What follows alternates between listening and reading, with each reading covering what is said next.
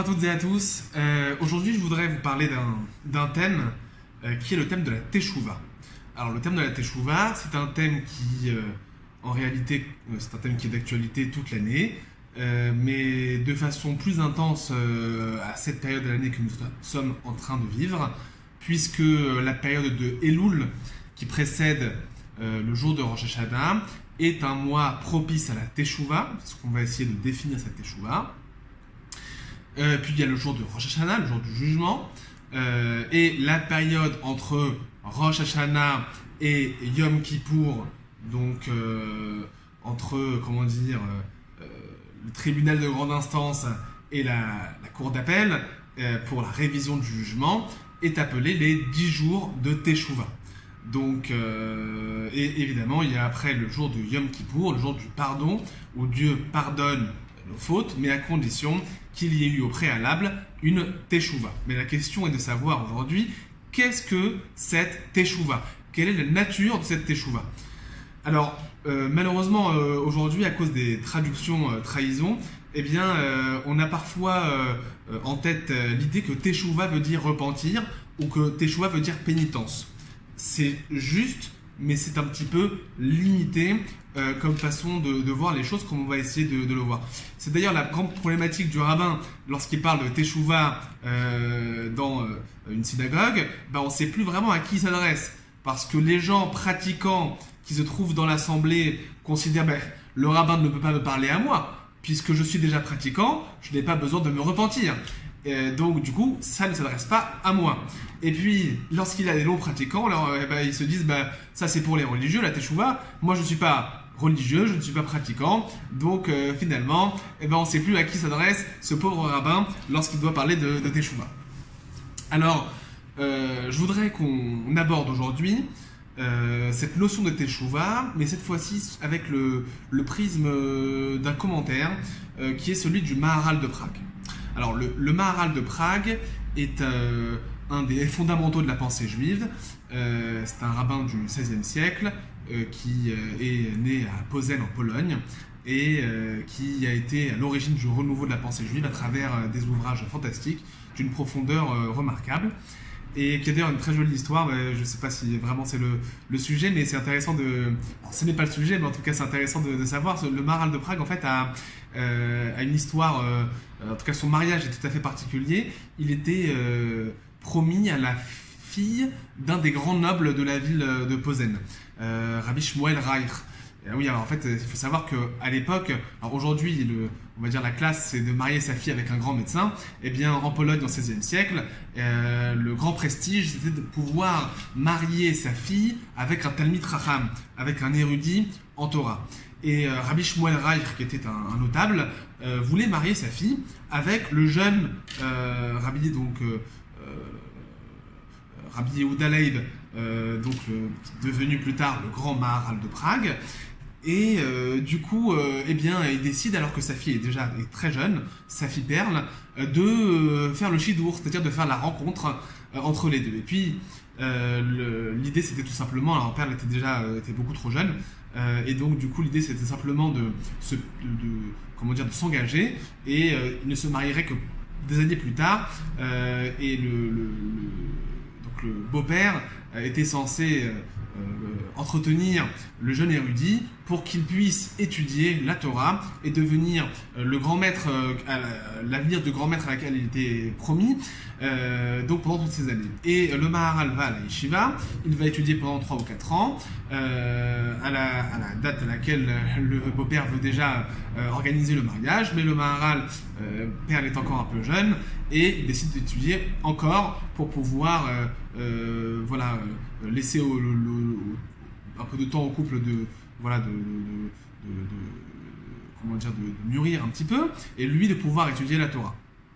Et donc effectivement il étudie, sauf que rebondissement, en fait Rabbi Shmuel Reich, le beau-père, fait faillite. Donc il avait un commerce de vêtements, et il fait, s'il me semble bien, et il fait complètement faillite. Voilà, il perd tout du jour au lendemain, et il envoie une lettre au Maharal de Prague en lui disant, une lettre remplie d'amertume. Il dit voilà, je ne peux pas continuer mon engagement à subvenir à tes besoins, ni même les engagements que j'ai pris pour votre mariage, puisque l'objectif c'était encore une fois que même après être marié, il puisse subvenir aux besoins du jeune couple pour que le Maharal puisse continuer d'étudier. Et finalement, bah voilà, tu peux tout simplement te désengager de ce chidour, de cette rencontre, et choisir une autre prétendante. Le Maharal de Prague répondra à celui qui deviendra son futur beau-père, et il lui dira si Perle est toujours d'accord, eh ben moi, peu importe que vous soyez riche ou pauvre, c'est cette femme que je veux. Et donc effectivement, il se mariera avec Perle, ils auront 4 enfants, et Perle effectivement est une femme extrêmement érudite, chose qui était peu commune à cette époque-là, surtout pour des jeunes filles,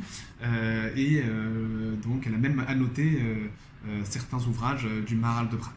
Voilà, alors la parenthèse étant fermée, mais je trouvais que l'histoire était jolie, je voudrais qu'on parle donc de cette histoire de Teshuvah dans la pensée du Maharal. Alors, effectivement, les mots pénitence et repentir sont les termes utilisés aujourd'hui généralement lorsqu'on parle de Teshuvah, mais il faut savoir une chose, c'est que Teshuvah veut dire littéralement un retour. La chouv en hébreu, qui est la racine du mot Teshuvah, signifie revenir, retourner. Et le Maharal de Prague va définir la Teshuvah comme étant Ka'asher, je vous le dis en hébreu, et puis après on le traduira, Ka'asher shav el Hashem itbarach ou choser el atralato.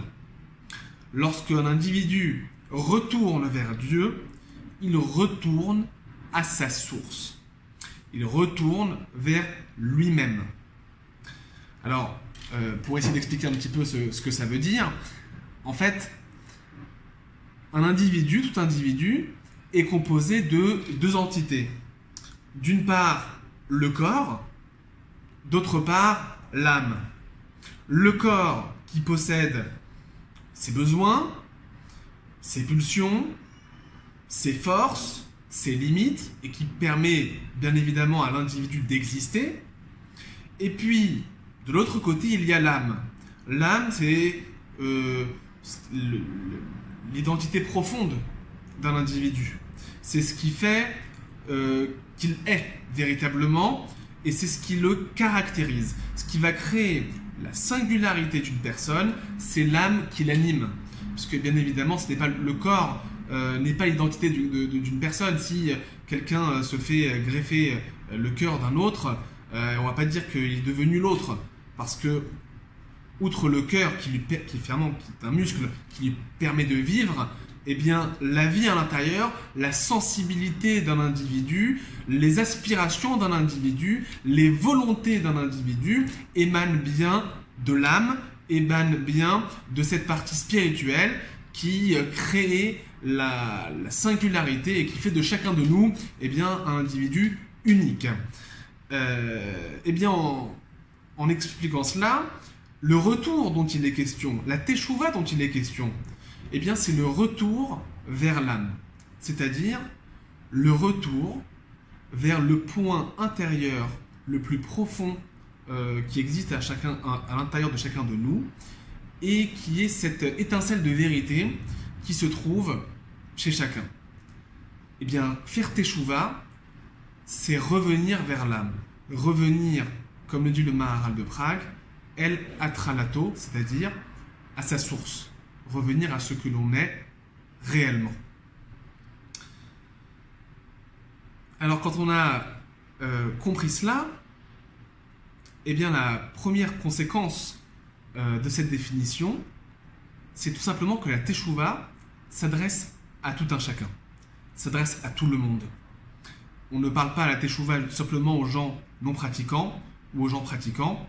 En vérité, la Teshuvah s'adresse à chaque juif, à chaque personne. Parce que revenir à son âme, c'est en vérité non pas un processus social, comme on dirait aujourd'hui, et c'est peut-être un abus de langage. On dit que quelqu'un a fait Teshuvah lorsqu'il commence à mettre une kippa sur la tête, ou lorsqu'une femme commence à se couvrir les cheveux, ou bien lorsqu'elle commence à allumer les bougies du Shabbat, on parle de faire teshuva. Mais en vérité, la teshuva, c'est quelque chose de beaucoup plus large, c'est quelque chose de beaucoup plus grand. C'est un processus spirituel qui va mener une personne à revenir à elle-même, à revenir à ce qu'elle est véritablement. C'est-à-dire que finalement, c'est quelque chose que l'on peut faire toute la vie, que l'on même doit faire toute la vie, et qui concerne tous les domaines de la vie. Par conséquent, eh bien, la teshuva, c'est effectivement quelqu'un qui ne mangeait pas kasher, ou ne mangeait pas strictement kasher, et qui va revenir à la coutume de ses ancêtres. C'est bien évidemment, c'est une partie de la teshuva. Mais prenons un autre exemple, quelqu'un qui observe le Shabbat. Il l'observe, il ne touche pas la lumière, il ne prend pas la voiture, il va peut-être à la synagogue, donc il observe le Shabbat. Mais il l'observe comme une tare. Pour lui, c'est un poids, c'est une contrainte. Eh bien, quelque part, faire teshuva, socialement on dirait qu'il est pratiquant, mais du point de vue spirituel, on dirait qu'il lui manque une teshuva, il manque un retour. Parce que le Shabbat, ce n'est pas la contrainte, ce n'est pas l'interdit. Le Shabbat est appelé roneg, est appelé un délice.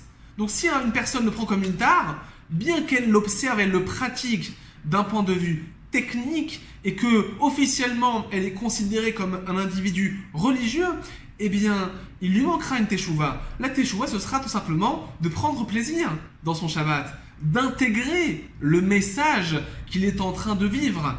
Pas simplement de l'appliquer, mais de l'incarner à travers l'état d'esprit qui va avec la loi, l'esprit de la lettre, comme on dirait. Et par exemple, même si on sortait maintenant du domaine religieux strict, c'est-à-dire des rapports entre l'homme et la femme et Dieu, eh bien, on peut tout simplement comprendre que la teshuva s'applique aussi dans les rapports entre un homme et son prochain. Lorsque un conjoint décide d'inspirer et de sourire avant de rentrer chez lui, après une journée de travail ou après être sorti. Eh bien, sourire à son conjoint, en premier, en vérité c'est sourire à n'importe quel individu, mais ça commence par sa famille, par ses proches, eh bien c'est faire teshuva. Parce qu'on apporte quelque chose, on revient à la source du couple, dans l'exemple présent, qui est de vivre un moment heureux. On peut créer ce bonheur. Et on peut créer ce bonheur par un sourire, par un simple sourire. Donc finalement, sourire, avant de rentrer chez lui, avant de rentrer chez soi, c'est une forme de teshuva. C'est un retour à ce que l'on est vraiment. C'est donner le meilleur à un moment qui est important, le moment où on se retrouve.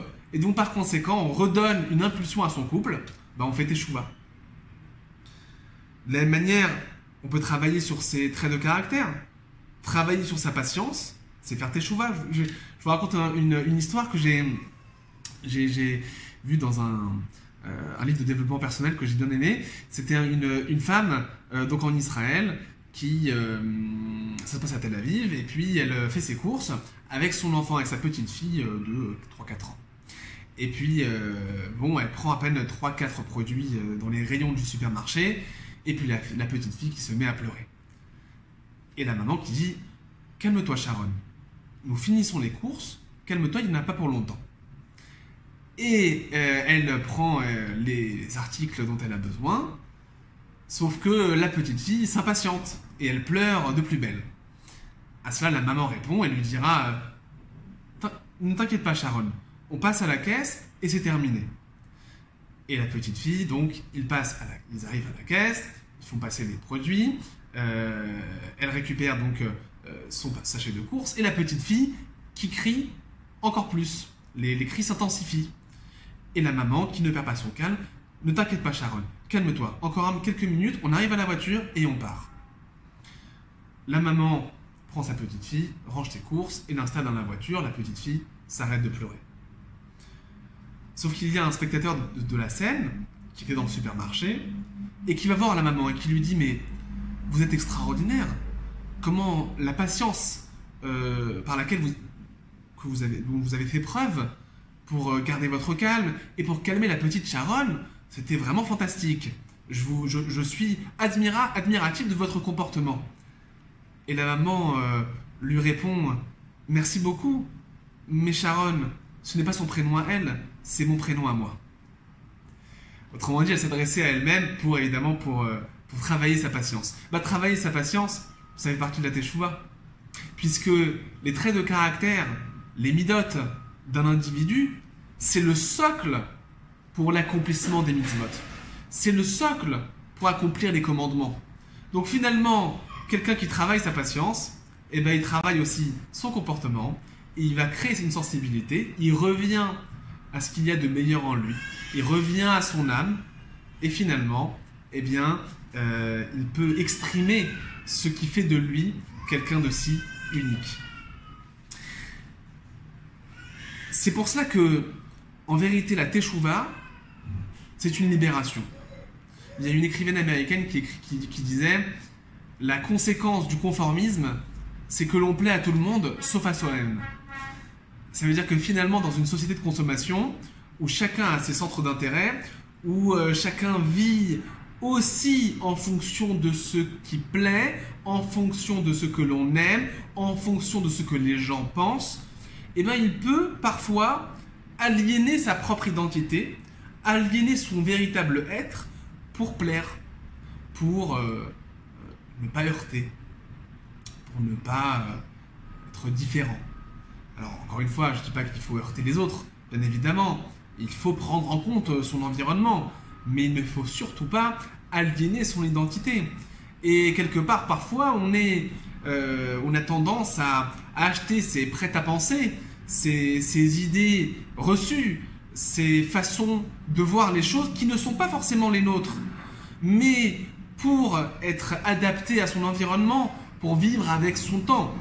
Mais le judaïsme peut-être vit avec son temps, mais tout en gardant l'authenticité du message.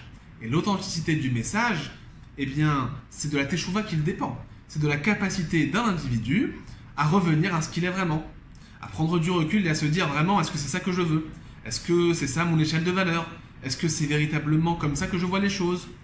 Est-ce que je ne suis pas sensible à quelque chose d'autre? À quelque chose de plus subtil peut-être? Ou tout simplement de différent?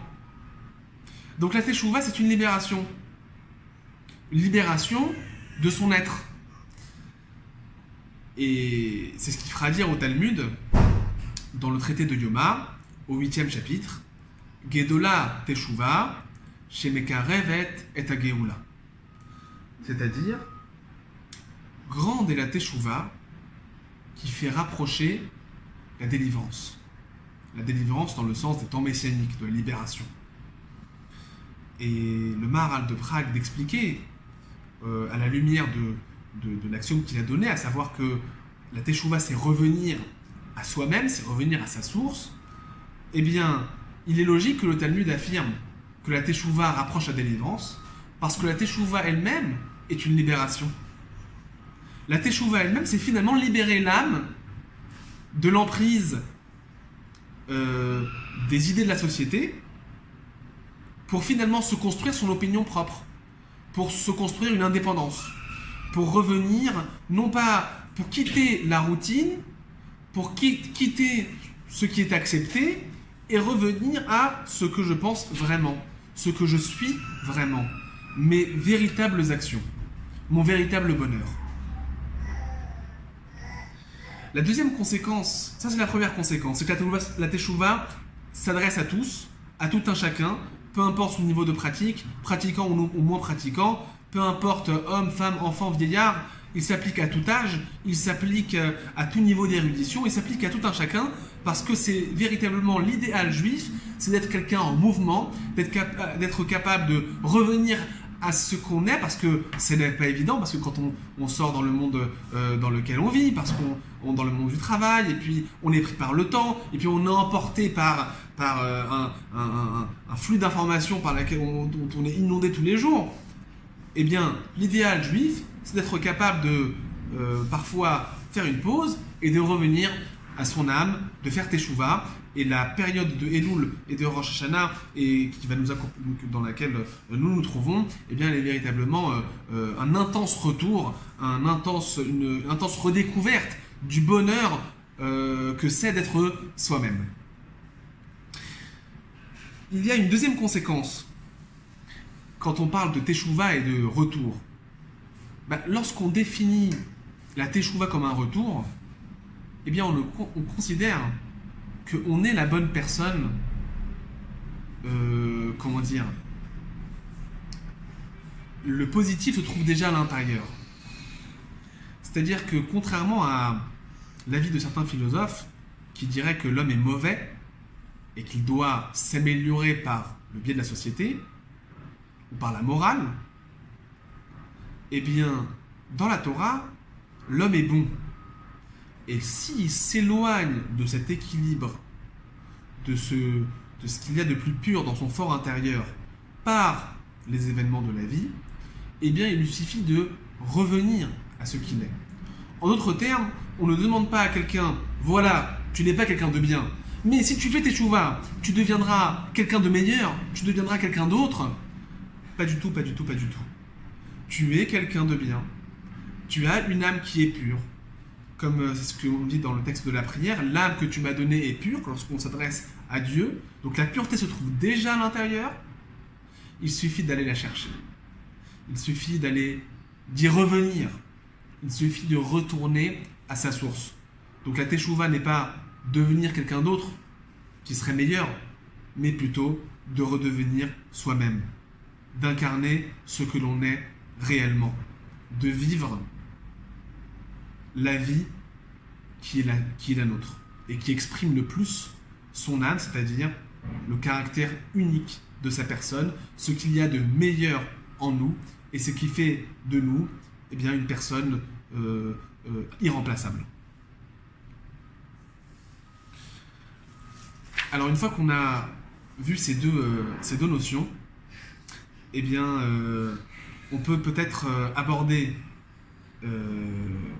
le mois de Elul et les 10 jours de Teshuvah de manière un petit peu différente, à savoir, faisons un retour sur nous-mêmes, redécouvrons ce que nous sommes vraiment, allons à la recherche avec une nouvelle paire de lunettes, avec un nouveau regard de notre peuple, de notre Torah, de notre judaïsme, de nos mitzvot, de nos commandements, nos mitzvot qui touchent tous les domaines de la vie.